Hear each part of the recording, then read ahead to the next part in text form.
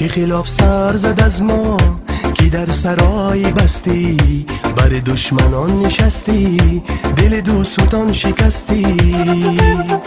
چه خلاف سر زد از ما که در سرای بستی، بر دشمنان نشستی، دل دوستان شکستی.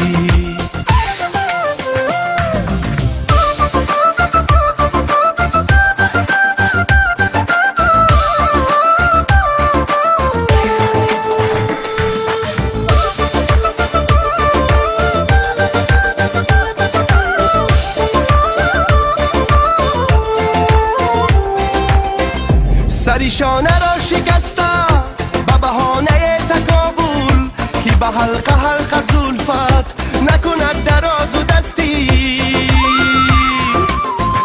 سریشانه را شکستم به بهانه تکابل، که به حلقه حلقه زلفت نکند دراز و دستی.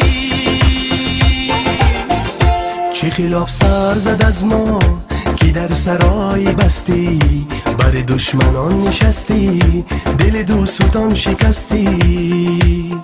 چه خلاف سر زد از ما که در سرای بستی، بر دشمنان نشستی، دل دوستان شکستی.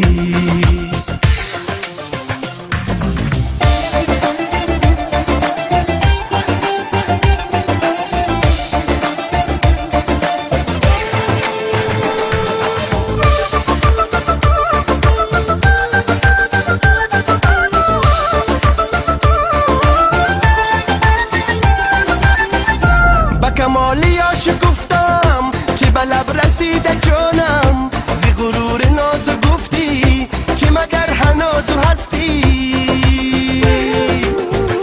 به کمالیاش گفتم که به لب رسیده جانم، زی غرور نازو گفتی که مگر هنازو هستی.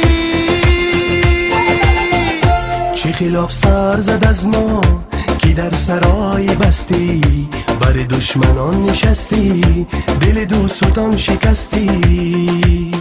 چه خلاف سر زد از ما که در سرای بستی، بر دشمنان نشستی، دل دوستان شکستی.